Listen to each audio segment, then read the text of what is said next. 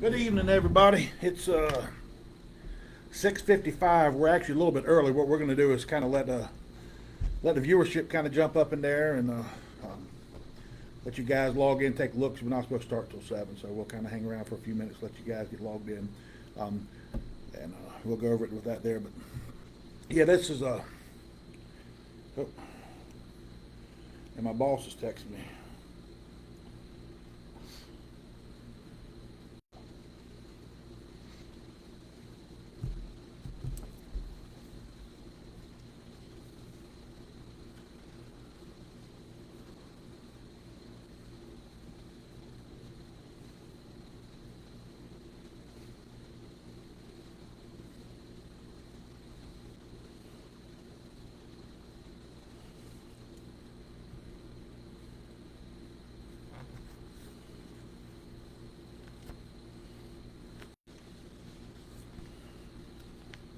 Yeah, cooked dinner tonight before I left. So asked me if she needs to keep it warm for me. Um, this will give it a second too, because I've been noticing Facebook has been kind of slow when we bring these videos up. Mm-hmm. Um, Yeah. oh, here we go. And we've got some people already on. I'll give it a few more minutes here, let everybody get on ball. Get your popcorn ready. Sit back and any questions you got, you can post it in the comment section here. We'll check it and update it as we see them come across. And remember now, if you come in late and you join the video live when you come in late, um, you're okay. But if you come in late and you start watching the video from the beginning, what'll happen is we may be closed, the video may be over with when you ask your question. So I'm sure Gordon will keep an eye on the page and from there take and answer any questions he sees as they come about. Let's see.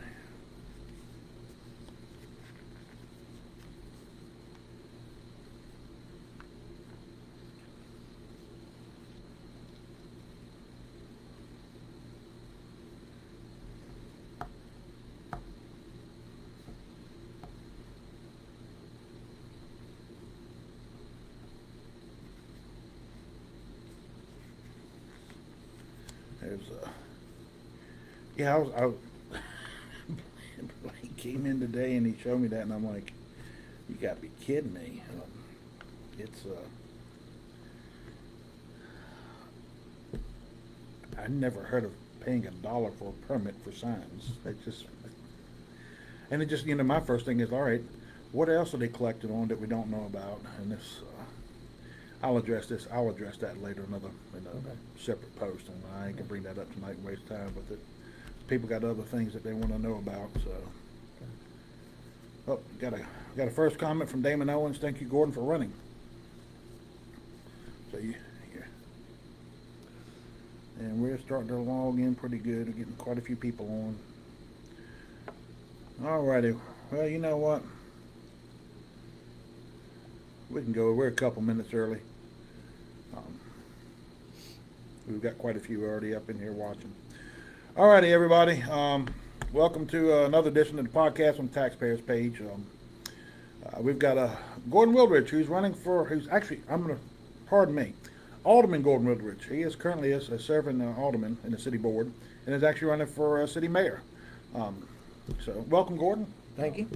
I'll let you tell everybody a little background about yourself, a little bio, just let them know more about you. All right. Well, just for everybody's information, I'm a local business owner. We own Wildridge Machine Shop. We built here in 1999, and we moved in 2000. We've been in the community since then. Since then, we've built a home, and we go to church and had our kids go to school in the surrounding area. And we tried to be good stewards to the town, keep up and give the people that need and try to address some of the causes. And basically what we try to do is employ people and make a living. And that's one of the hardest things to do if you're a businessman, is because what you have to do is you have taxes to pay just like everybody else, insurance to pay, you have salaries to pay, everything you have to pay, and it has to come out of what you earn as a business and being able to produce stuff from a business. And quite frankly, when we first moved here, first 2 or 3 years was really tough. We almost went broke the second year, but we sold our house and put the money back into business, and we just kept moving forward. And since then, the God's blessed us, and we've been able to have a successful business, and we're proud of what we've done, and we're proud of the people that's worked for us, and we've always treated them well. And I've always been able to speak highly of all my employees and what they contribute to our business. I was elected to alderman, been on the board now for 12 years. David Gyres approached me about running. I had run previously, but I didn't get elected, and that was okay. I mean, I was just trying my feet. But David come to me when he run for mayor and when he run for alderman. I really didn't want to, but at his insistence I ran, and I won. And quite frankly, I enjoyed being on the board and learning what happens in the city, the way it works, and what we got to do.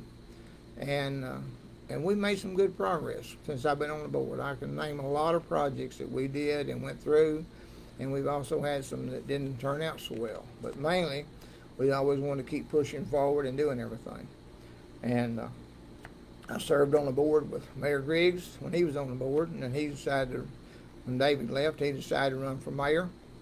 Me and Jeff's been friends for a long time, and I don't plan to speak badly of anyone. What we do have is a difference of view of the way we should spend the taxpayer dollars. That's my biggest thing is I will praise him for the things he's done and give to this city, but on certain areas, the way they want to spend the money or what they want to use it for, we have a difference in view. And everybody has that. You have pros and cons to every issue. There's two sides. And the main reason I'm running now is Jeff decided not to run. So if he decided not to run, people ask me would I mind running for mayor. And reluctantly, I said I would. And the reason I did was my wife gave me permission. So I'm just going to tell you right now, if my wife hadn't given me permission, I wouldn't be sitting here. So I'm as honest as I can be about that. Because I have to have peace in my house before I have peace everywhere else. So, but my wife will do all she can to help me. She'll be beside me and help me. And she loves this town just like I do. And she has a wish list too that she'd like to have done. And I said, you got to wait till I get elected. I said, or you can go to the next mayor and talk to him, because she's always thinking the same thing I am about what we can do to help and what we're liking in and what we can do to move the town forward. So from that position, by the way, I'm a retired veteran, had 22 years in the Tennessee National Guard, worked a Model Army ammunition plant, and had a lot of friends out there. And I come from Cedar Grove. My mom and dad was there. My dad was the postmaster. My mama's still alive. She's 101. She lives here in town. Great lady, and I love my mom dearly. And we try to do what we can to help her. She still lives by herself, and we're very proud of that. And we have lots of friends here in town. And like I said, we don't want to speak badly of anyone. And what we want to do is discuss the difference in our opinions, where we think the city would move forward and be best served with the taxpayer dollars that we have. Thank you very much. All righty. Yep. We got that going. We're going to jump into some of these questions. We're going to go back to some of the questions from that was asked when Donna was up here last week. Okay. And then from there, we'll move on to some new questions we've got on the post that came up today. First question, Vivian Keene, which political party policies do you align with? I'm a conservative by nature. And if you're a businessman, you're a conservative by nature. I said I run as a Republican candidate when I run for state rep, and I align with their views, because you have to be conservative, you have to believe in the good Lord, and you have to understand about your fellow man. And so that's the party that I align with, and that's the way I feel personally, and that's the way I feel about what I do. Good answer. How are you going to decide what is the best choice when given options for cutting budgets? So in other words, I'm assuming what she's looking at is what line items you'd probably be looking at, what's going to help your decision. We have a budget that's fairly complicated, in that you have so many line items that's in every department. Some of those line items are common to one another, and one thing we have in the city is we need the departments to interact with one another and work together to save us where we overlap in spending money. Now, it's quite evident, and the reason I say this is because if we do a budget, and let's say it's got $2 million in it, well, my objective was how much can you save me of that $2 million instead of how much you can spend of that $2 million. It's like in my business, if my budget's a year, I know what it is to pay for everything I got, but I get a chance to save something and put that money back in the bank. That's what I'm going to do. So if the departments interact with one another and can put this together, and by the way, be enticed. In other words, you should reward people that sits there and saves you money and says, hey, we got this much in a budget and we're going to go out here and we got to get it spent before the end of the year. That's not the way a person that works for the city should look at it. The way he should be looking at it is, they give me this much money to do my job, but if I can save them, that's what I need to be doing, because that's what they pay me to do, is spend their money wisely and also be able to have some at the end of the year and not be on the short where I say, well, I used too much. Well, you know how much you got, just like I do in a business, and what you need to do is understand what you got to work with, but you also should come up with a way to save and be more thrifty in what you do, and interdepartment workings will accomplish part of that. All righty. Will you talk to the public first before making any kind of budget cuts? I'll answer that two ways. If I was going to make a budget cut, first thing I do, I'd have to talk to the people involved and the employees. And the reason I would talk to them was I'd want them to understand why I'm doing that. And then I would advise the board in front of the public meeting why we're doing this and what our goal is to obtain by making a budget cut. There is ways to cut budgets, and believe you me, with a budget this size, there's always a place you can cut budgets and where you can save money. But when the comment comes down to the public, it needs to be after I've addressed it with the city employees, not go out and tell something that they don't know about, so it gets misconstrued or misinterpreted what I'm saying. They will understand perfectly what our goal is and what our mission is, and then we will tell the public this is what we're going to do, and this is what we will try to save and attain, put back in our funds. Will you be more transparent than your predecessors? I'm going to try my best to be more transparent on anything we do. I don't know. That's a hard question, because what happens is, and I'm going to give you for instance, let's just say we need a piece of property to achieve something. Say we're putting in a sewer or manhole or something, and somebody gets wind of it, and they go out and raise the price. They know the city wants to buy it. Now, if it's something to do concerning our financial things that we need to kind of keep quiet till we get it attained, so we won't get our prices raised up and we get, so to speak, we get to have to pay more than what it's really worth, then that will have to be private. But as far as making open decisions about what we do about the streets, what we do about our parks, what we do about the cemetery, yes, that needs to be open and gainfully put out there where everybody can understand what our mission is, what our goal is, and so these people can understand and come to the meeting and voice their opinion, because that is utmost important that we get your opinion before we implement anything that directs the whole public. Mm-hmm. I'm going to kind of group these two a little bit together here. It's talking about wasteful spending, with the city employees taking home vehicles, being seen at businesses after hours and on weekends. And, in addition, there's always requests every year for new vehicles. With some of the vehicles being purchased having a higher package. Like Chevrolet used to have the WT for the work truck.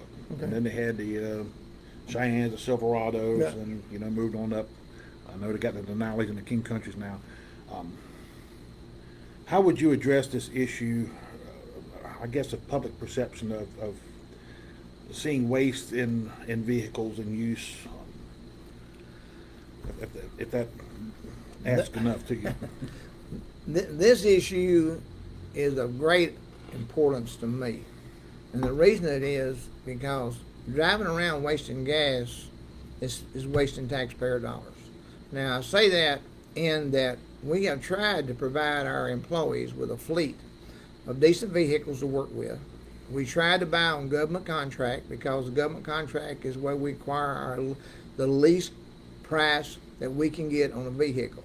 Now, occasionally we get out of that because you may have a special truck that we need for a certain job, and that can't be attained, and we have to go out and get bids. And in that case, we try to buy local. The reason is a few $100, as far as I'm concerned, on a $50,000 truck, we should buy local, because at that point we put the money back in what we have here in town. But now we're going to get these vehicles. I'm not a big fan of everybody taking vehicles home and driving company vehicles and driving everybody everywhere. I believe we can cut some of this driving down. I believe we can put some of them back. I believe we can cut our fleet down some. So if I get elected, that's going to be one of my priorities. I'm going to know about every vehicle we got in this town and where it's going and what its purpose is. And if it ain't what it's used for, then we're going to stop it. And there ain't going to be no ifs, ands, or buts. We're going to stop it. All righty. Alderman Rhodes asked a question, I think this was a couple of meetings ago. He asked a question of the department head about a paper that department head had back in June of 2024. And I'm sure you probably remember this here. This was with the utilities departments they got up there at the state level, where what Tim brought up was during the budget cycle last year, utilities department told him that their money was great. We can afford to give raises. And then the letter to find out about the letter that was issued at the same time. They saying the money was great. To find out we were net negative on that there. So where the question comes, do you feel the department head should be reprimanded for providing false information to the board and for failing to answer questions that the alderman pose? All right. I know what he's talking about, and quite frankly, when that was presented to us and I found out we was $100,000 short in a particular department, I said that could not be. And they said yes. And the reason I said it can't be is because there had been plans put in prior to that during the year, if you know you're going negative, a slight adjustment can be made to be sure that we're always at zero. We don't want to be net negative. We want to either be net positive or zero. There's no reason that any utility that we have that we're responsible for seeing over that come in and see that. Now, whose fault is on this? I would really like to know. We ask questions, but did we really get an answer? No.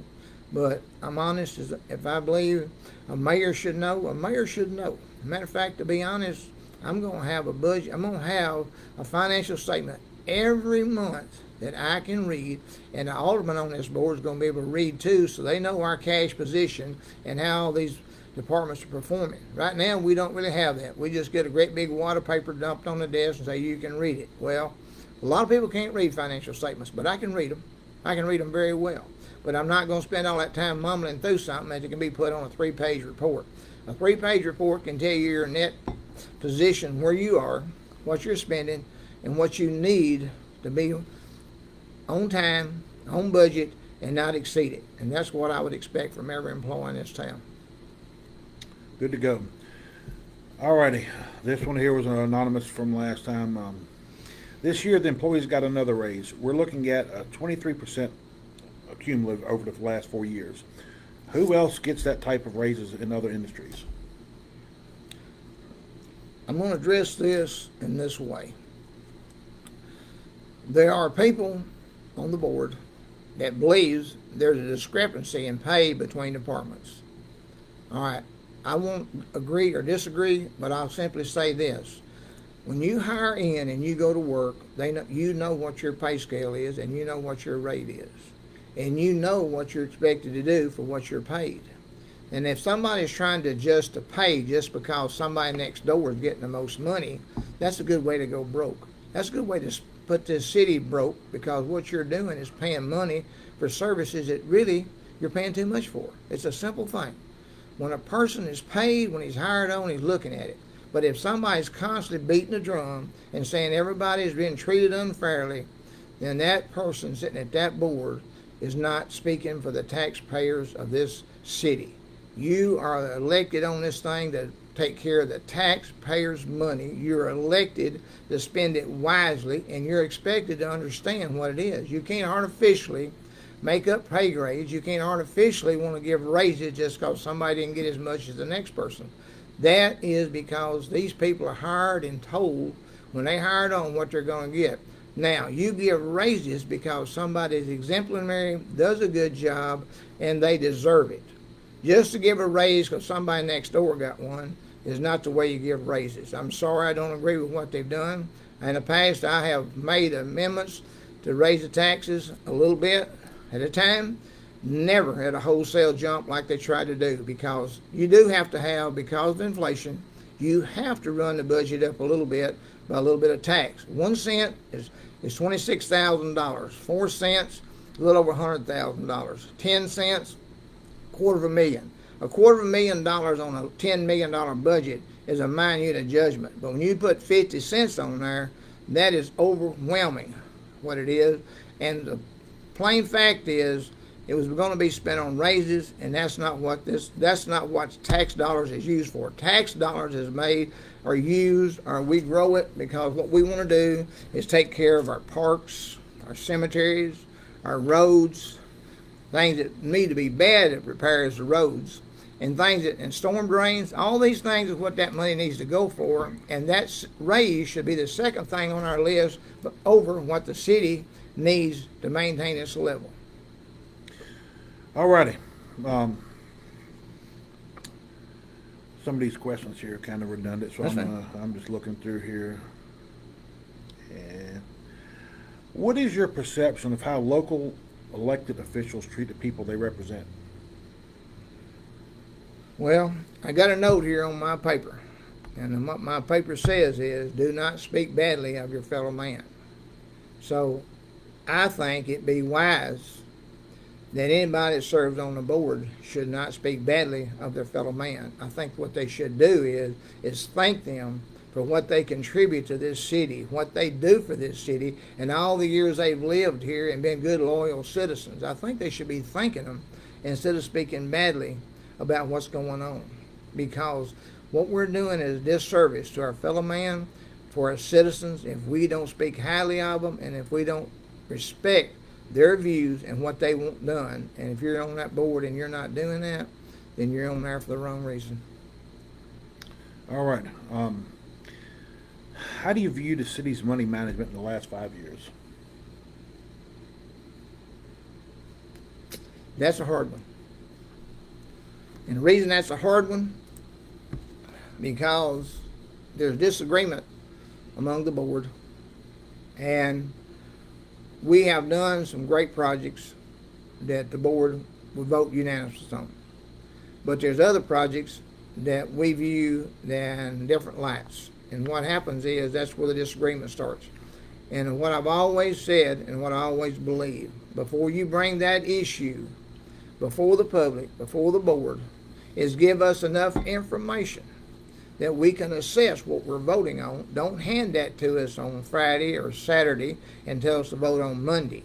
Because anything of that substantial nature, especially when it's large sums of money, the time you need to study this and ask questions you need, not be have somebody shove it and say, okay, this is what we need, vote and pass it. No, that's not the way it works. In my business, if I'm going to make a financial decision, I'm going to get all the information I can before I make it. And I don't think we've been always given the full scope of what is going to happen. What you have is cause and effect. What is, you have a cause you want, but what is the effect when you do it? You have to know what that effect is to make a good decision, and we've never been able to get to understand what the effect is, because all they present to us is the cause. Now, I know it's hard for a lot of people to understand that, but in business, net negative, net positive, and cause and effect are the things that you constantly look at to be sure that you have money, you don't overspend, and you can provide what you need for the amount of money you have. All righty. I just got one that came across. I'll come back to that one there.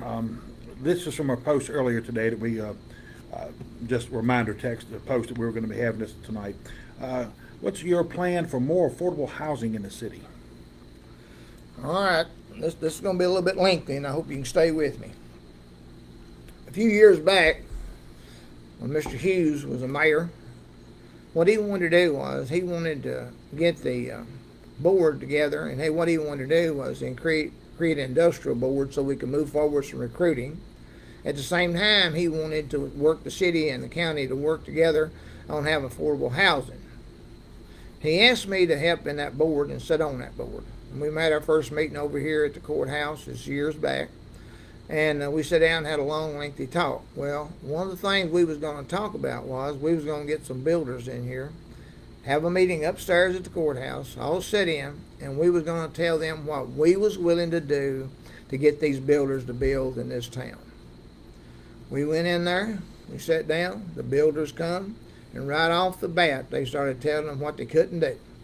They wanted to tell them what they was going to charge them for, what they was going to be responsible for. They didn't open the meeting up by saying, what can we do to help you build houses? It's a simple thing. If regulations, when I say regulations, we got plenty of them in this town. But regulations is the one thing that hurts these builders. The next thing is, are you willing to put some skin into the game?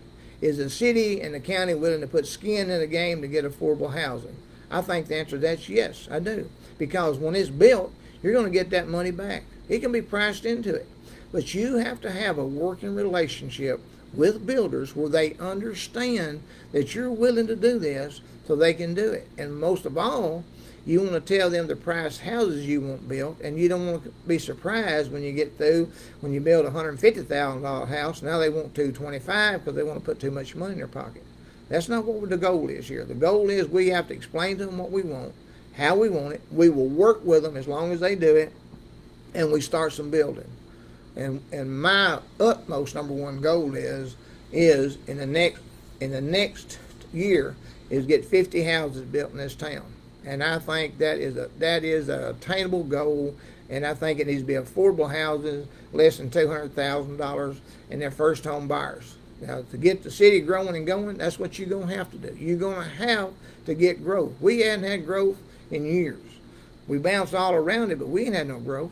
But the way you get growth is you have young people that can build houses, have the kids here, go to our schools, and what it does is it also opens up for the businesses here in town. They got to buy stuff for the kids, they got to buy stuff for themselves, and them being here in town, they're not going to go off. They will do that. So it's a common thing that we all have to do to succeed. And that one thing that I'm going to work as hard as anybody to do, and I think it's attainable. I mean, I don't set a goal I don't think it's attainable because I have to look at my realistic spec. How much does it cost? What are we going to get out of it? And is it the right thing to do? Now, that all being said, the voters are going to make this choice that I'm talking to right now. The voters are going to make this choice if they want to try that or not try that. Because I'm telling you what I'm going to do. I'm not going to beat around the bush. I know the things I'd like to do and things I'd like to implement, and that's the things I'm going to be trying to do. And I need a board that's willing to work with us and do this and get these things done and not spend outside of our comfort zone. We're not going to do that. All righty. This is a multi-part question, so I'm just going to break it down one thing at a time. What's your plan for job growth? Job growth is a hard thing, and I'm going to give you an example why. We have a great industrial park out here. And what we've done is, the utility company, the electric system, has put a new substation out there. When we got that property, they put a new substation out there, so we got all the electricity we need. Then we went out there and we put sewer and we put gas. We just got through putting a new sewer line in, and we can cover what we got. We got gas out there, so now we got that. The only thing we don't have is water. One thing an industry has to have is water. We're fixing to build a new water tank right there for the dollar store right in front of the industrial park because we need that water to be able to do it. All right, now, I don't mean this in a negative way, but we may have to actually build a building and put it out there to entice somebody to come here. Because if you wait till somebody selects this, they will not come. Because everybody that wants to come to a town wants a ready building to move into. We can put a metal building up, pour the post, leave the floor out, don't put new utilities in it, don't put no electricity in it, no nothing. But what it is, the lot's done, the building's up, and guess what? You can have that thing operational in 6 months. And that's what they want. They want to be able to move into a ready place. We have talked about this, and that's what needs to be done. And I believe working through the state and TVA, we can do this. If we sit down and have a frank conversation, because we need jobs. And when I say jobs, I don't want them all tied to any particular industry. We'd rather have jobs that are scattered around for different industries. You look what we have here right now, and that's what we have. We have multi-industries in this town. And I apologize for Adient leaving. I didn't have anything to do with that, but we got caught off guard. We would have liked to have a little bit more input into it. We'd like to sit down and talk to them, and those are the kind of things I wish we could avoid. And in the future, that in itself is saving jobs, maybe become important is adding new jobs. And that's what I'd like to be able to do, is have a relationship with all the industries here in town, because I know industry. I've dealt with it. I recognize what's going on and what their needs are, and I can sit down and have a frank conversation with them. And I know one thing that we've got to do is we have got to get our education where we're providing education for the workers that's coming out of these schools. We may even have to have a few special classes that do that. And I really thank the state for building a new TCAT building, which is going up out there right at the north end of the industrial park, is a great thing for us to have, because it will entice workers to come here, and that will help the industries show that we are willing to do this, and we will make stuff available so they can have good workers to satisfy their workforce. All righty, continuing on with this question, any plans to improve health care? All right, let's talk about health care. Right now, we're probably one of the few cities that are fortunate enough to have your own hospital. Okay? When that hospital was reopened, the city now was approached to help them with some money. Okay? And we was asked to sit down and seriously consider helping them get a loan so they could open that hospital up and they could buy new equipment and proceed. We all went up there and took a tour of it. We all understood what the plan was. All I asked them was a simple thing. Are you going to stay here or fix this up and sell it? You got two options here. If you tell me you're going to fix it and stay here, I'll support it. If you're going to fix it up and sell it, I don't care what you do, I won't be for it. Now, they assured us that they would fix it up, they would stay here, and guess what? They did that. Affordable health care is an issue that the government has created, because what they've done is they've raised everybody's insurance premiums. It's all based on what you make, but quite frankly, it's way above it. Even people paying Medicare and Medicaid. Even though you get a raise on your Social Security, they raise it. They get the money right back. I mean, it's just a trap. All it is a trap. They just want more money. They raise it, but they take it right back. Affordable health care has got to start. It's got to start local, but the cost is in the people that you elect to go to your Congress and the senators up there. Those are the ones that sit up there and decide this. And they can kid you all they want, but they got the money string that does that. And it's like, if they want to cut your Medicare and Medicaid, if they want to cut anything, that's what gets your affordable health care down.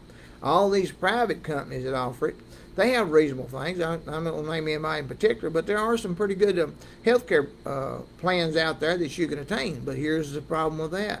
You have to make decent money to be able to buy them. And that's what it goes back to workforce. If you've got a good workforce making wages, then they can afford health care.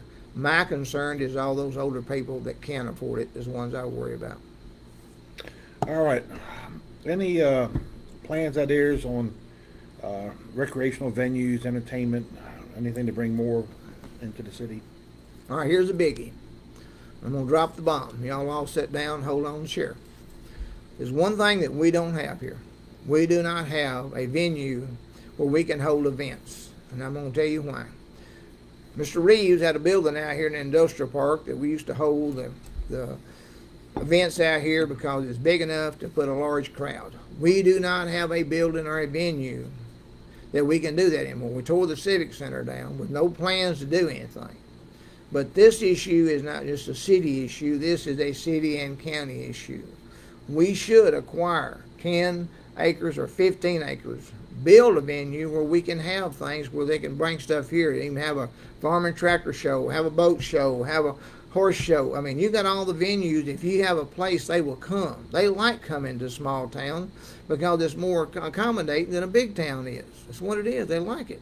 But if we don't step forward and build this, now, how we going to pay for it? I ain't got a clue. But I'll tell you one thing. I'm going to research everything I know how we can accomplish this without breaking the bank, without spending money that you don't know how we're going to spend. But that is one thing I'm going to work with everybody in town, in the county, to sit down and see if we can come up with a way to build us an event center where we can have that. We need that as bad as anything, and you can also put the senior citizens in it, so that's would be a good place for them to have, put a walking track in, and most of all, it needs to have a storm shelter in it to accommodate 100 people in case we have bad weather. They can go there and be took care of, have meals, and be safe. I mean, we need an all-purpose building, and we need it bad, and this county and city deserves one. All righty. Last question on this here. Any other sources of revenue without always falling back to the taxpayers? That's another hard one. Right now, the main venue has been to always raise taxes or property taxes. And quite frankly, that's a trickle-down effect, because what happens if you raise it on the property owners, and which of them have a lot of rental houses, all they do is turn around and pass it on to their renters. And those are the one that gets hurt the worst, because what they do is they struggle the most, and when that rent goes up, that causes more hardship on them. Now, I don't know. I don't have an answer for it. I don't. But it would be a thing that we'd have to look at how we get revenue. I mean, I've got several ideas that I've thrown around in my head, but nothing is shining right now, because that is the hardest thing we can do, and to be able to come up with something. Now, I will say this. We as a board voted to put the broadband in, and I think that was one of the most exemplary things that we done while I've been on that board, is do that. Mayor Griggs and I talked about that whenever they started giving out the money for broadband, and we thought it was a great thing to do, and we talked to the board, and we talked to Mr. Graves about who could accomplish this and work this out. Mr. Graves has done an excellent job. He started it, he's worked it out, and we're almost at the end of our road, and we are very, very pleased. That will be and shall be a revenue stream that we can capitalize on a little bit later on down the road. But first, we got to get over the hump of 2 to 3 years and pay some borrowed money back, and then we'll be in a more shining spot. And that is what you have to do. You have to do things like that to increase a revenue stream that every taxpayer is not being paid for, but is being coming from a service-based operation. All righty. The next question I did a follow-up with, and I have not gotten a reply yet, is how can we achieve equality in this town? You know, and I asked for more specification in the question. I haven't gotten a reply yet. I mean, Equality, the way I see equality is how you treat your neighbor and you treat all the human beings that you're around. The way I see equality is if they got a job, then everybody should be able to give opportunity to do that job or put in for that job.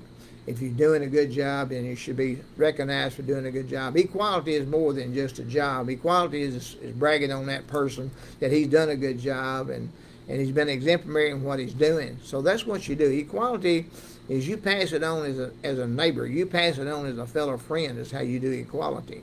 Now, when it comes down to the factories and things, the EOC, all these people that put all the rules out, they're going to do it. But in all honesty, everybody now wants to treat their neighbor right. They want to treat them fair. You have some people it's hard because sometimes they feel like they're being picked on. Well, that may be the case and it may not. But what you have to do is sit down and address that issue. And anybody that's working for the city, I would not ever want them to think that they've been treated that way, because everybody deserves exactly the same. Good to go. What steps will you take before planning a municipal budget? First thing I'm going to find out is how much money we got. Next thing I'm going to find out is how much we're going to try to spend. Next thing I'm going to figure out what we can cut out of it. And next thing I'm going to know, we're going to put it together and we're going to balance it. And one thing we're not going to do is raise property taxes. That's simple and to the point. And that answers one other question. We're getting the property taxes, but moving on, we got a few more in here. How much money is the city receiving for the recycled materials? recycled material is costing us money. We used to, when we started it was a great idea. We got the blue cans, we got the recycling truck, we did all this stuff. We was going to go to the hub, and they was going to pay us so much for it and all that good stuff. And the state was going to get behind it. Well, that fizzled out. And here we got now, we got all these nice blue cans. We got a nice truck that picks up. But for every, you got to excuse me just a second. I want to write this down because I can't remember all the numbers. But right now, recycling is costing us about $30,000 a month. So, and that's average. Now, some months it's higher, some months it's less.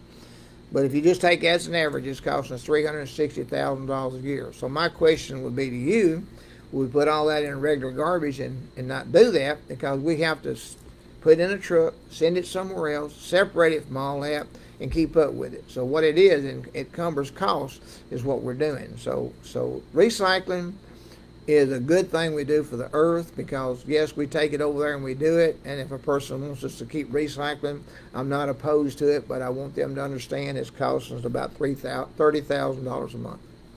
All righty. The next question before we get back into the, see if anybody else has asked any more. Pope subdivision. There's some houses being built out there. I don't know if you've seen the pictures of the I've seen foundation. pictures, yes, sir. Get back to the question because I about forgot it.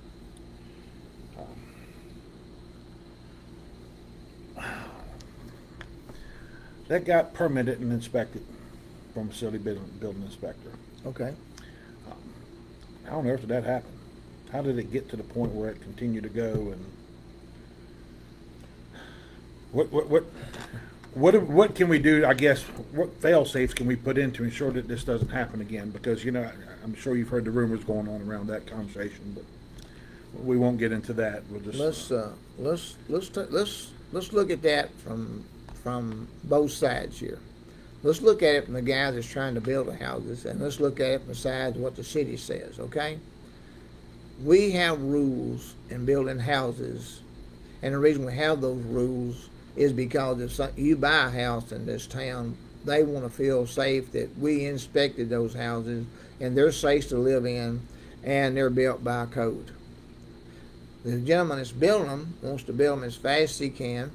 And by the way, I'm not faulting him per se, but he does it. He hires contractors to do that, to put this stuff up and build it, because he can't do everything himself personally. I kind of fault both of us. I fault him for letting them do that when he knew they done it, but once it gets done, he don't want to go back and redo it, and I fault us for not stopping him for doing it. So going forward, what we have to do is make it plain. If you do this, at your expense, you will fix this.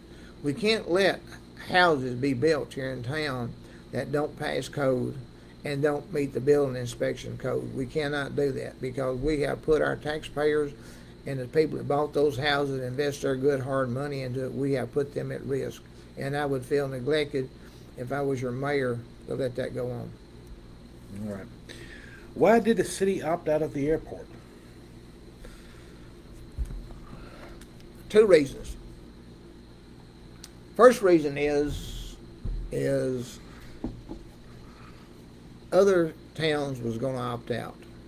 The cost was going to go up. In other words, what you pay percentage-wise was going to go up. Well, the airport is really is not a winning proposition. And when I say not a winning proposition, it costs money, and it might break even and it might not. I'm not sure. I knew it one time, but we had a few ideas that we could go out there and present to them and have a few things happen, and we try to move some kind of industry or get something going on out there, have a flight school, do a number of things, but it didn't pan out because the way it's structured, it puts the airport at risk, is what I'm trying to say. Is, so do you really want to take on that liability just to try to get some money to pay for it? So that really didn't work out. So now when Parsons opt out, and they told us it's going to opt out, then Mayor Griggs says that he believes that we should drop out too. Now, we've invested money in that thing for a long time. We have. We put a lot of money in it. And when we opted out and give it back to the county, and by the way, you're a county taxpayer person and you're a city taxpayer person, and you're paying on both sides. You paying in the county and you paying in the city. So we felt like that if you're already paying, it's really partially yours anyway because you're paying county taxes. So why would you double pay? Why would the city double pay? Why would we ask you to pay here and ask you to pay again in the county? So our position was that we took a look at it and we decided to opt out. Now, I don't know if that's the right answer to it or not, but I would have preferred to stay in, but it was a money issue and we felt like we shouldn't be paying twice. All righty. Do you think we need so many police officers in town with 6 red lights?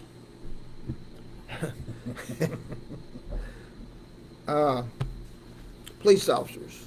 I did a little research on police officers. When I say research, is I looked around and they have per capita. In other words, if you got 8,000 people, you know how many officers you should have based on that. Now I look at Jackson. Jackson's got 220 something police officers. They cover nearly 54 or 56 square miles. Lexington has probably 34, 35, maybe 36 police officers, not sure exactly. We cover 12.4 square miles.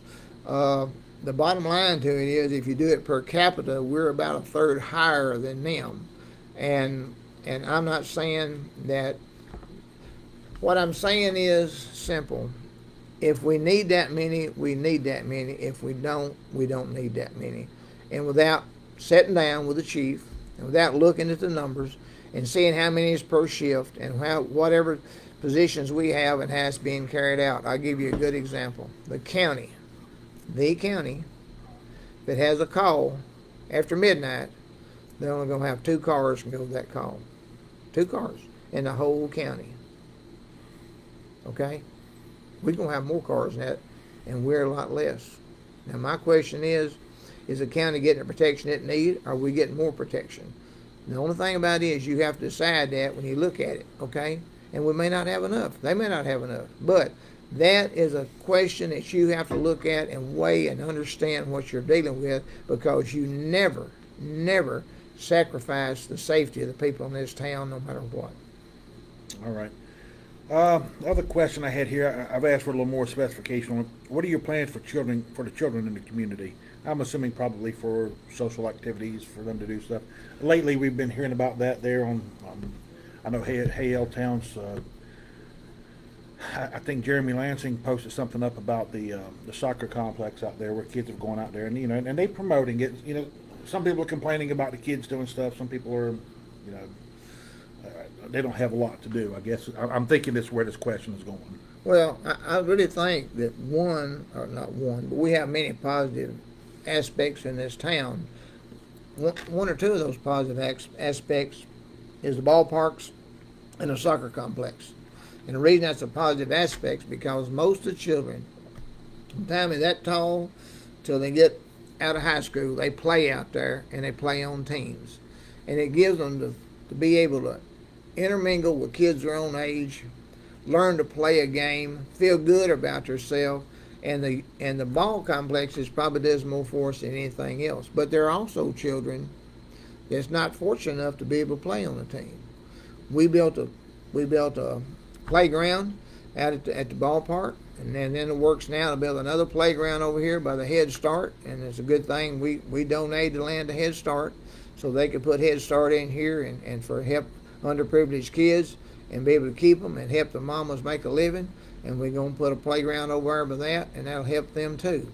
But the main thing of it is activity. We come up with activities that these kids can do, and by the way, be supervised. We expect their parents to supervise them, not just turn them loose and go off and leave them there. But supervise these kids and understand what it is. And if somebody's got a good idea on what to do and how to do it, I'm always open for it. All right, I had, and this is going back to the garbage. Where is it?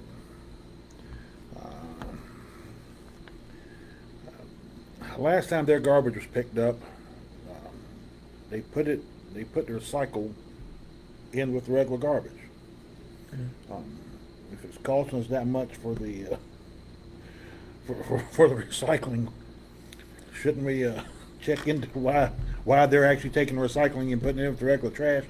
Well, You know, I'm going to go back and I want Go to ahead. touch base with you on this here a little bit. I think it's been a couple of years ago I started paying attention to it. We were sending a lot of stuff overseas, a lot of our recycled goods, and they were doing all the separation. Right.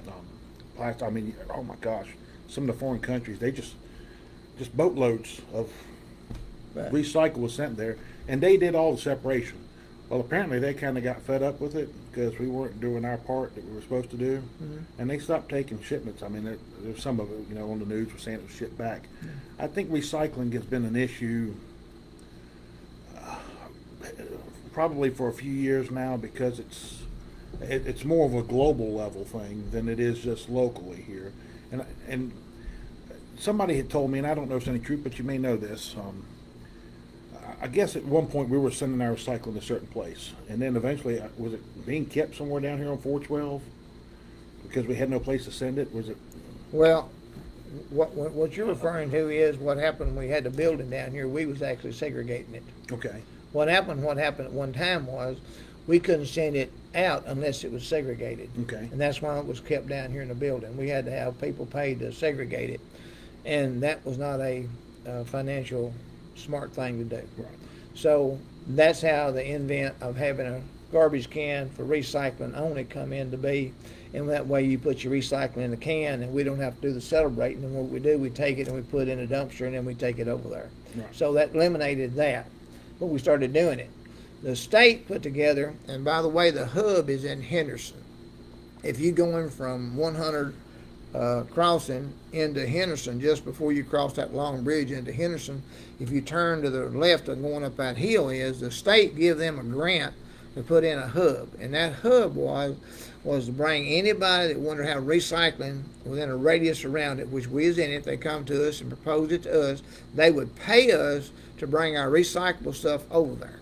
That started out well and good, but then what happened, it wasn't worth nothing.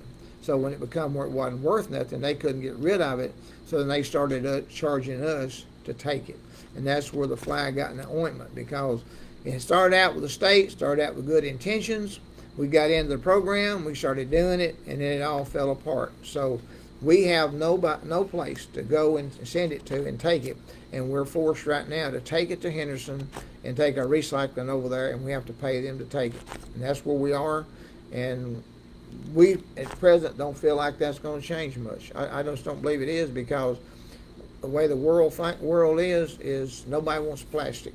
And at one time, and I did know the percentage, but somehow 6-8%, somewhere in that range, is all the plastic gets recycled in the whole United States. It's a very, very low thing, and they figured that out there.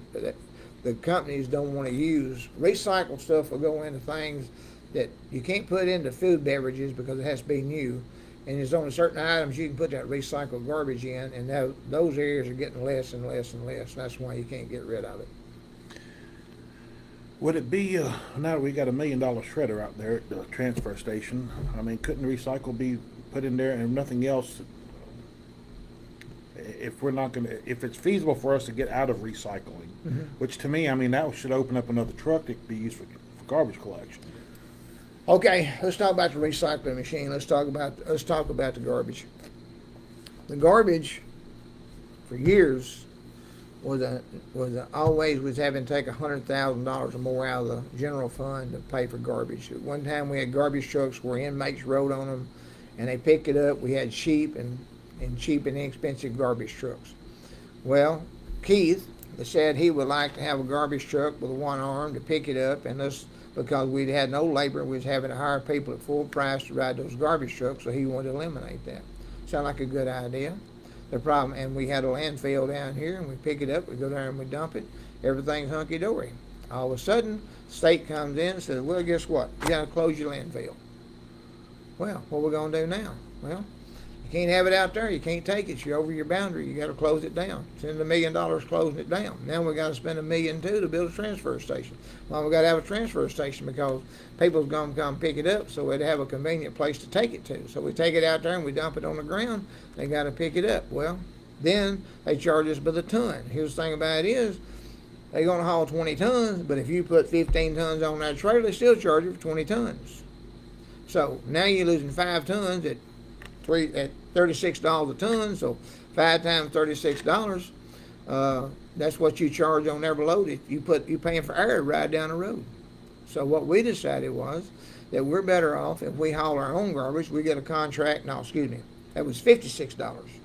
So we found out if we hauled our own garbage, we could do it for $36. That's $20 savings per ton. Per 220 tons is $400 savings. We haul 2 loads, that's $800. So if we got our own trailers, we got our own trucks, we haul it. But the thing about it was, it's so bulky that we couldn't get 20 tons on there. We can only get 15. So we have to have a way to shred it and compact it and put it on there. And that's what you do. We get rid of the tires, the light poles, all this excess stuff you can't do. You can't put in the landfill. You can't get rid of it. You got to grind it up in the garbage and you got to send it out. So that's the most expedient way to get rid of it. The idea is that we invested $1.2 million in a transfer station. We bought a shredder. We bought garbage trucks. We bought garbage cans. We haven't, and we just here lately bought $9,000 more worth of garbage cans. But the ultimate goal is get to the point where this stuff is paid for. The transfer station is paid for. The shredder is paid for. We need a better truck and a little bit better trailer. But at some point in time, we're going to have this, and it's catching up to us pretty fast because we waited too long to make some of these decisions, but now we've made them. We're not losing money, and we're going to get it, and we can reduce the garbage rates because once this stuff gets paid for, then we can bring it down. All we'll have to do is maintain a few things because the land and the landfill and the transfer station is paid for. You ain't got to buy it again.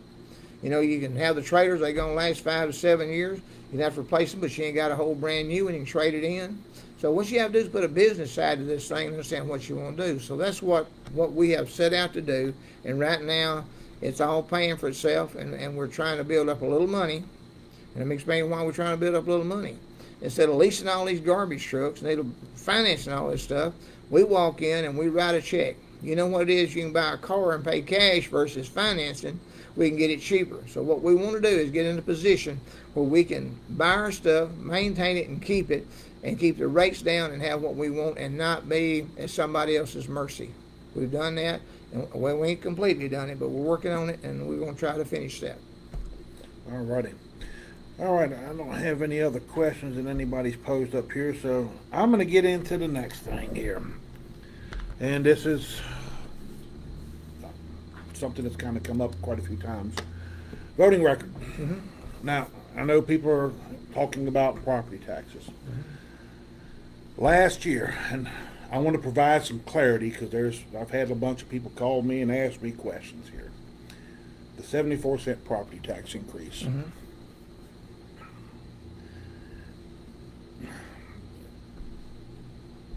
Fred Ellis made the motion on the first reading to approve the mayor's 74-cent property tax increase. I believe Roger Lofton seconded it, and it passed. Well, it came back around on the second reading. Well, I don't know which reading came back around because last year was such a cluster because there were so many budgets. I think there were 6 or 7 budgets floating around. I mean, the comptroller got in here. Meetings were not held correctly. But eventually it came around to a 17-cent property tax increase. I thought it was 15. 17, wasn't it?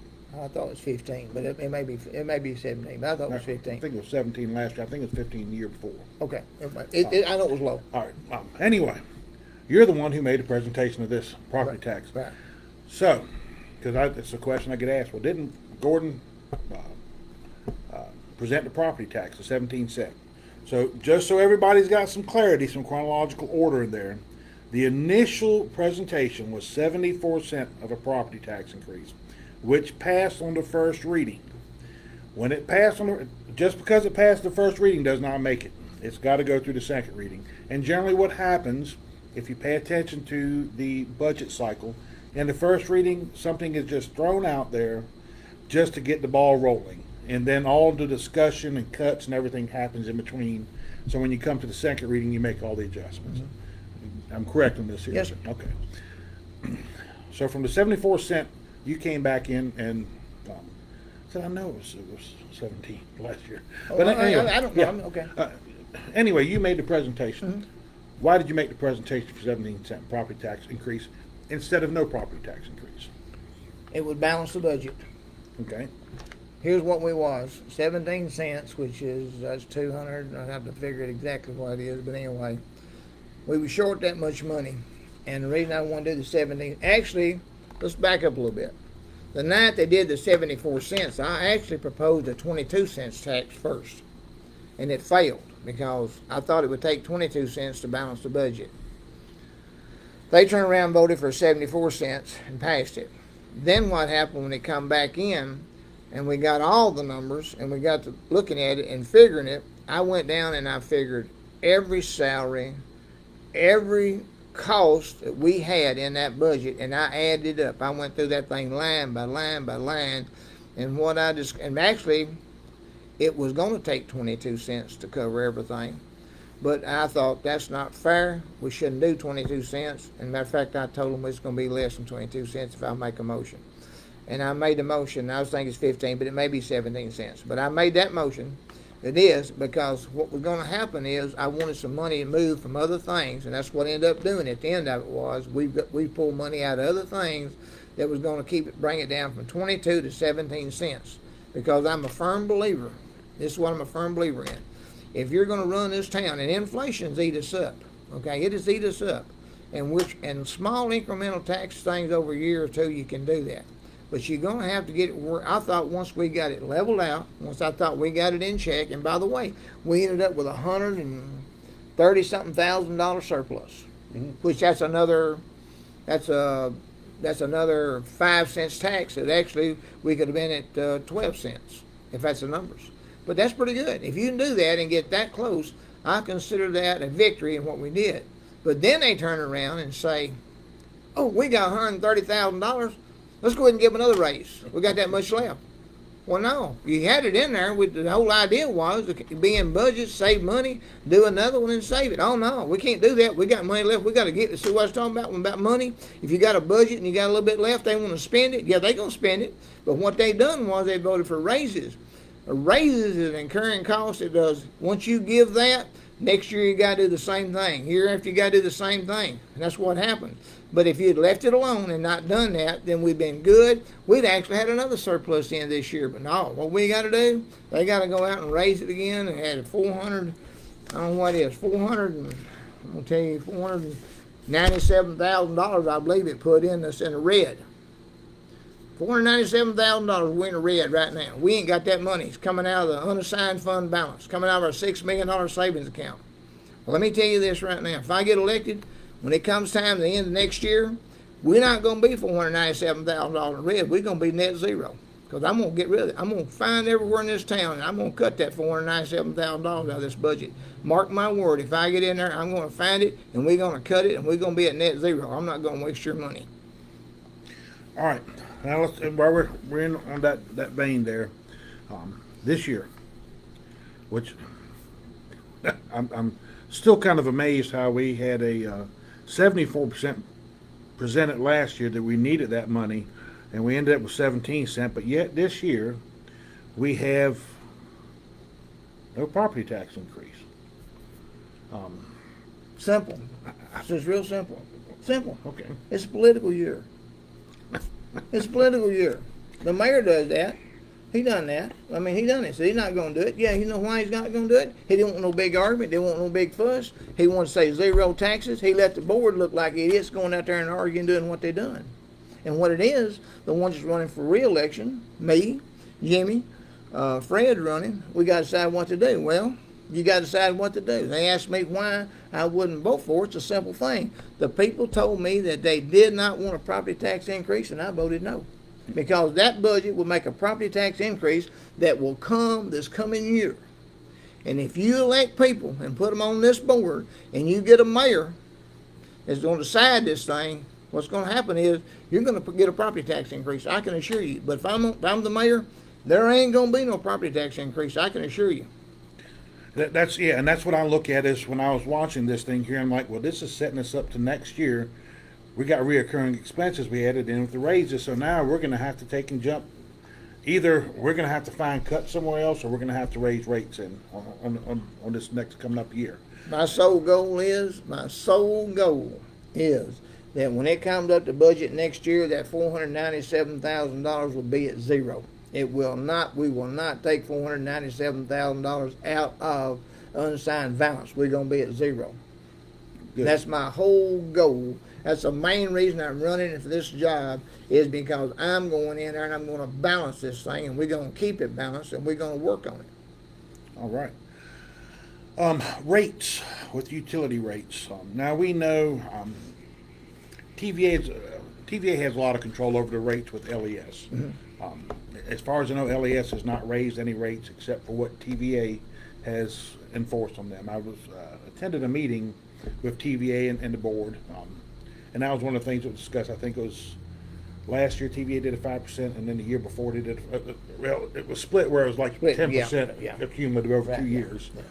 yeah. So LES with their rate increases is based on what TVA is pretty much setting the rates. How much they're they selling gonna their set the energy. rate and you make it. They Right, ain't, they, yeah. in other words, if they gonna charge you that much, you got to go up, or you there you go again. You're at zero, and what you got to do is what they go up. They say you're gonna charge your rates that much, so you can be balanced all the time. Right, That's what they're right. gonna do.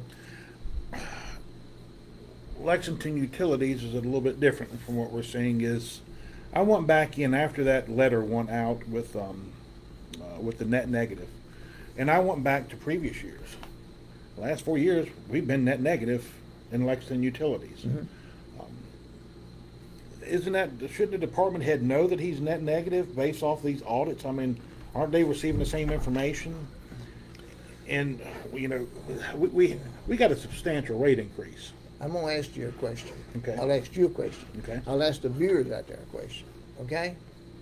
All right. If I'm sitting there on that board, and I've not been told this, how can I address this? Why would you sit there for 3 years or 2 years and not know this, and all of a sudden walk in one day and say, "Oh, we got to go up with our rates because we're so far behind"? And I'm sitting there flabbergasted. And I thought, well, we had a policy in place is you would adjust to be sure that you're at net zero every year, and now you come in and say you've been behind this money. Well, whose fault is that? I say it's whoever's keeping the books' fault, because if they knew that, they should have made that well aware. They shouldn't come in and ask for raises knowing it was a net negative position in that business, because now you've added double to it. You got to increase that plus give the raises too. Right. That's a simple question and a simple answer. And I think that's one of the things that, as someone who pays taxes, I'm not receiving any better services, and what I'm looking at is our infrastructure continues to get worse. I remember last year during the conversation about the rate increase, the property tax increase. Part of that money was supposed to go into the storm system, the storm drainage. Storm drain. Wh- It didn't. Okay. Well, where did the $40,000 that was discussed last year to go to storm drainage? Where is that money now? Where did it go? I can't answer that. Hey, I can only ask where it went, okay?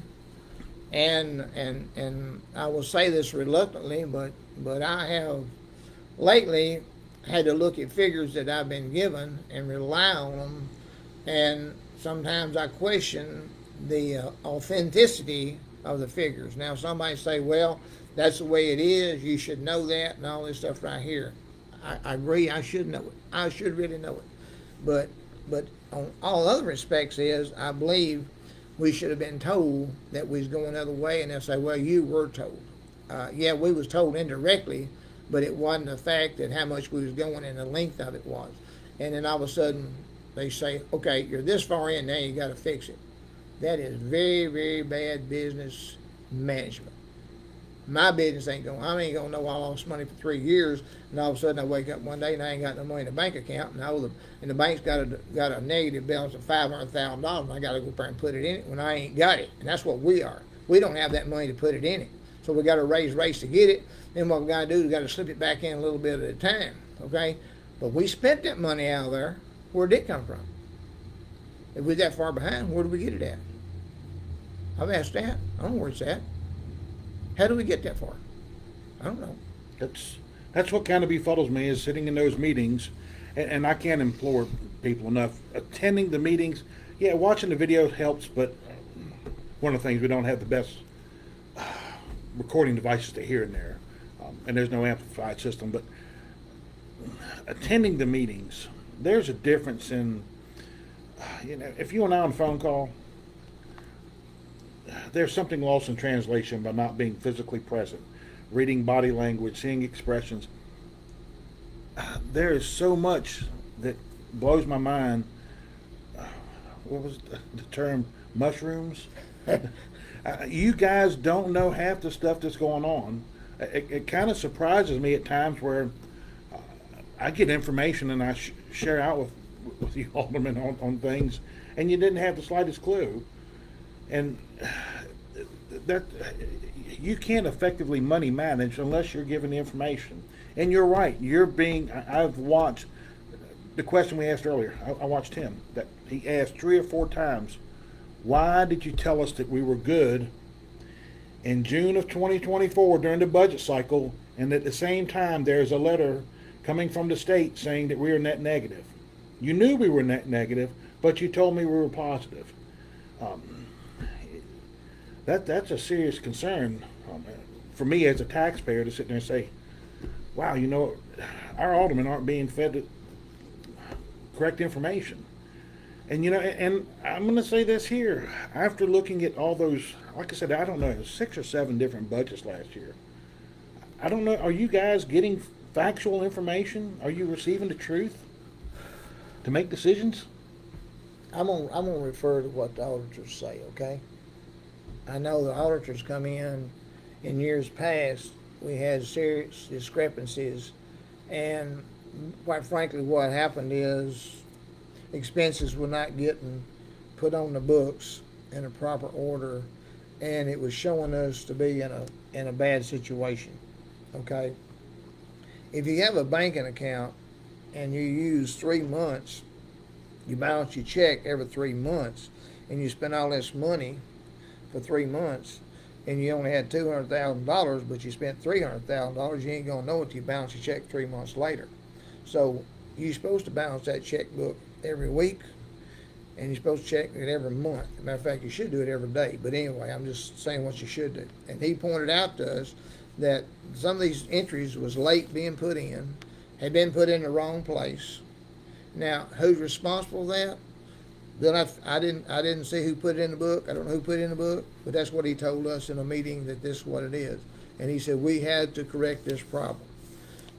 The solution to correct this problem was we had to hire an additional person to help do the books, to be sure they kept up to what we needed to know. We shouldn't have done that. But if that's what it is, to save face and be sure our bookkeeping's up where we can understand it, that's what had to happen. So we did that, okay? And now we got better bookkeeping. Yeah, we got better bookkeeping. But is it factual to the penny? Probably yes and no, because there could be some entries in the wrong line. There could be some entries over here we don't know, and may not be an examiner. I couldn't tell you. But we have to go on good faith when somebody tells us that they put in that budget in front of us. And if it is wrong, how am I supposed to know without looking at the receipts in the bank account if it's factual? No. And you guys don't get that information. We don't get that information. No. And that's another a big issue. So, like I said, I see your package when you get them. You really need almost a monthly deep accounting of things. Well, and the accounts need to be reconciled monthly. Well, like I said, like I pointed out, if I'm elected mayor, every month, every board member is going to get a piece of paper, and they're going to know how much money is in every department, how much they've spent, what's in their budget, and where they're at, so they can realize when they're talking about it in a meeting where the money really is. I don't care about all that stuff in the middle, but I'm going to tell you something. That number that's on that piece of paper had better be factual. That's the problem. That number had better be factual. Then if I find out it's been misrepresented, then that's when the problem's going to start. Yeah, and that's when it should.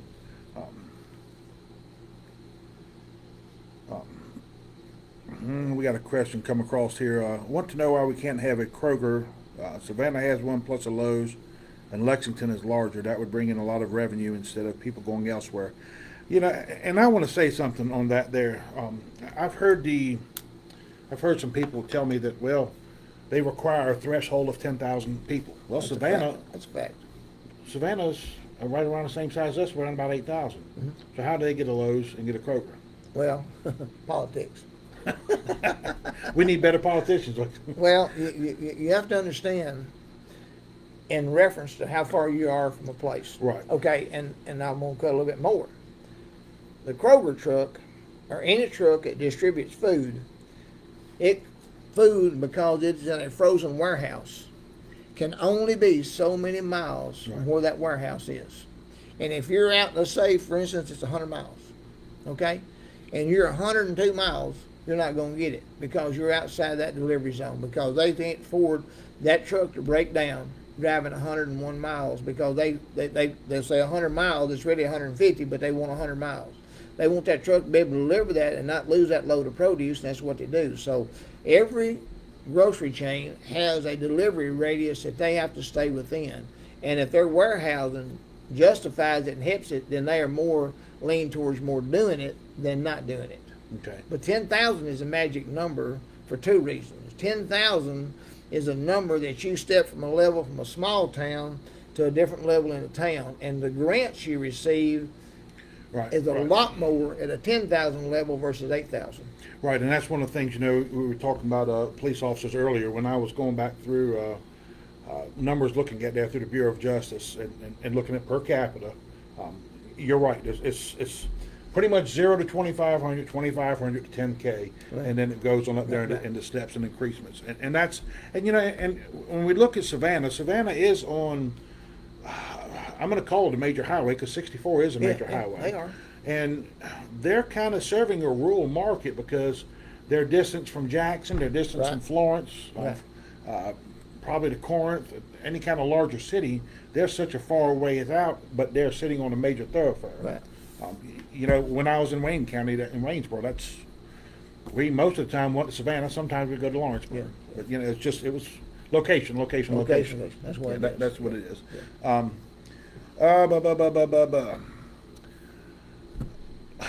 Roads, streets has become a big talk because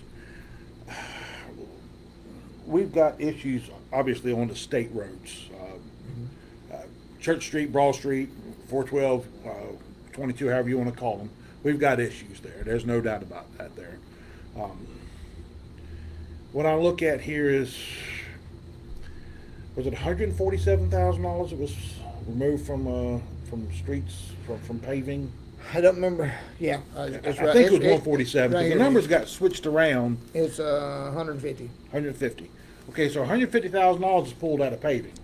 Mm-hmm. Now, and I'm going to just let you guys know this here. Gordon did not know this here until he came in tonight. I showed him a picture of it, and I'm going to throw something out there because I'm going to pick a little bit here. I'm not going to say something nice.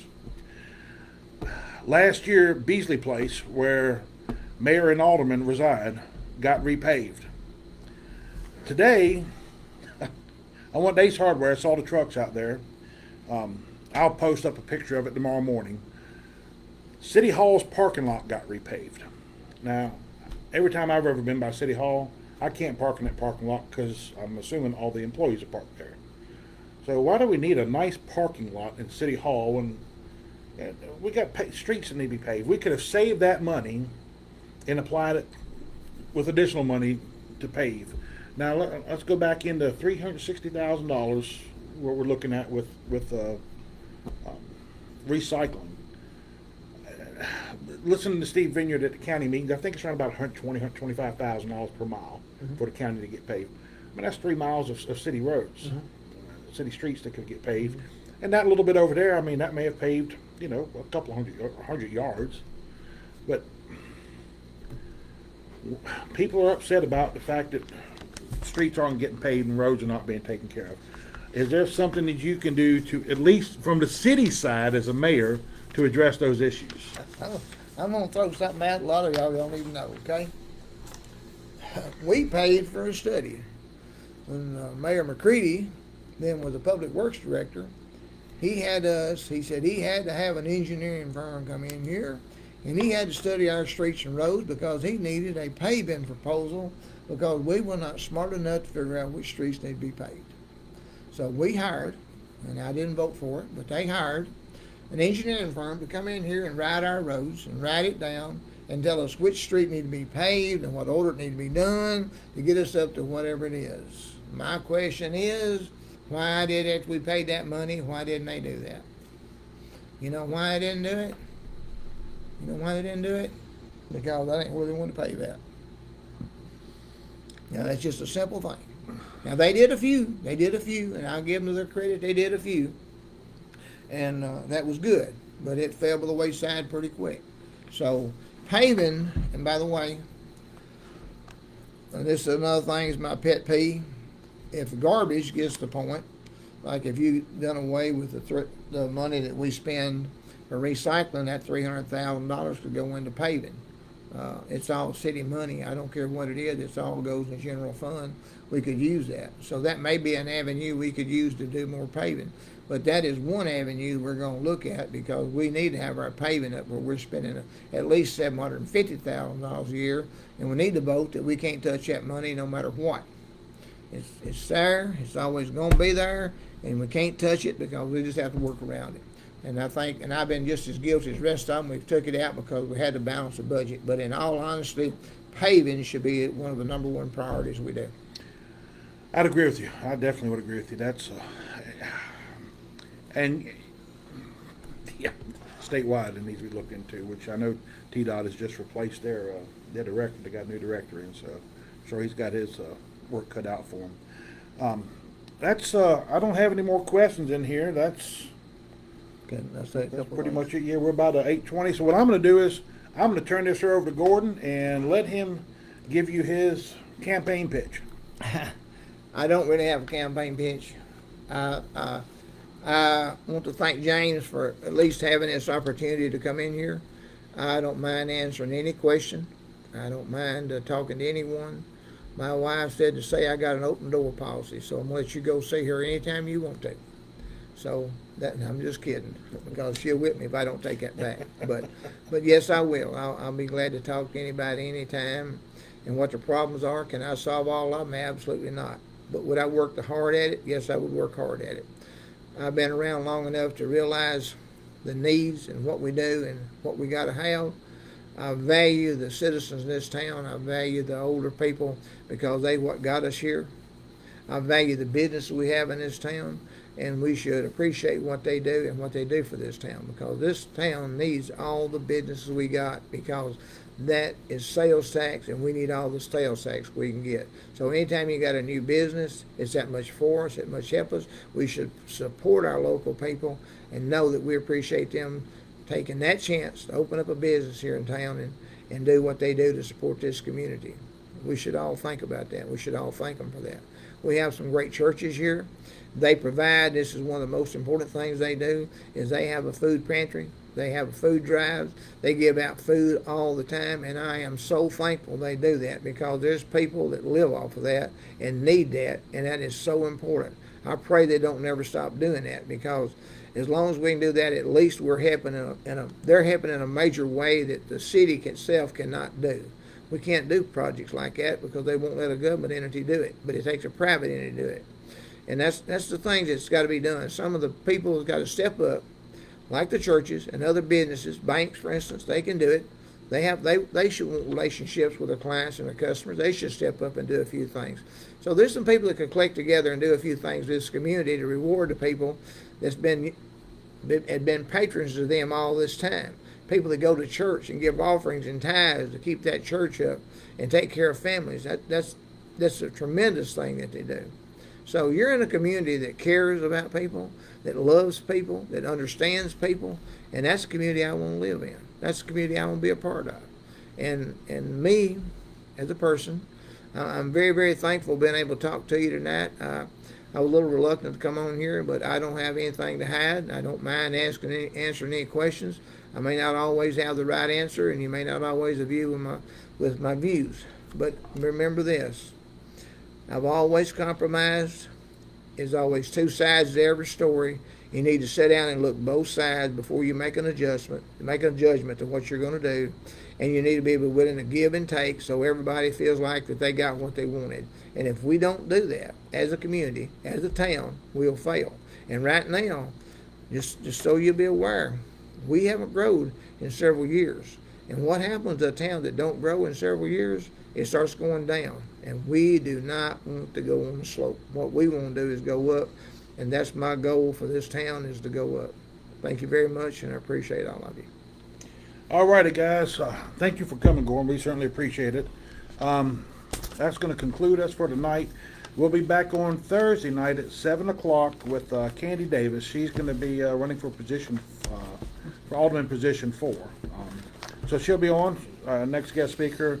I believe next week we've got Blake Mitchell coming in on Tuesday at 7 o'clock, and then Patrick Cherry at 7 o'clock. And then I think the following Thursday, the last Thursday of the month, we've got Chip Clark coming on. Right now, that's all we've got scheduled. If more decide they want to come on, we'll certainly add them and update the list as we get it going. Thank you guys for watching, and I hope y'all have a wonderful night. We'll see you on Thursday.